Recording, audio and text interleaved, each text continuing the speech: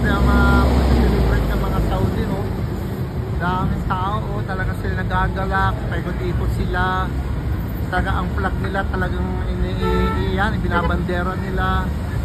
Ganyan talaga Saudi dito, nagkakaisa sa celebration nila ng Saudi National Day.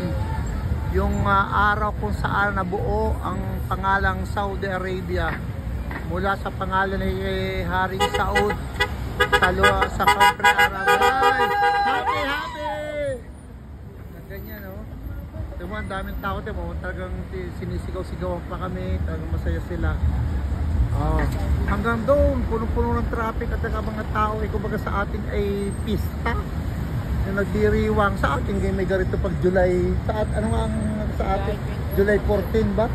July 6. Diba sa atin ang araw ng kalayaan? June ba?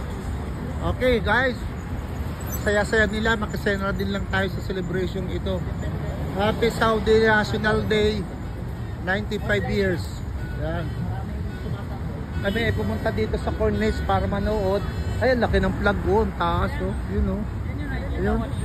Oh, para kami manood ng fireworks. Pero ito mga kasama ko mga taga Jubail, uuwi pa, isang oras at kalahati ang pagdadrive. Kaya kailangan nang umuwi ng Jubail. So, hindi na rin ako nakapanood ng fireworks. Uwi na lang ako. So, nakakatuwa, ang dami talagang may pakong flag nila. Ay! Oh, talaga sila nakikis. Oh, naman saya-saya, oh. Okay. Bye-bye guys. Enjoy lang. At bukas may pasok na naman. Holiday namin ngayon. Kami namin nagawa. Nakapasyal kami, nakapag-swimming. Nakapasyal kami sa Hupot, sa Judas Cave. Nakapamasal dito sa Kubar. Nakasama mga kaibigan mula from Jubail. And wow! Hi! Hello! O, diba? Ayan, oh. May naghahay pare pa daw. Okay, bye-bye guys. Daming tao dun sa kabila, oh.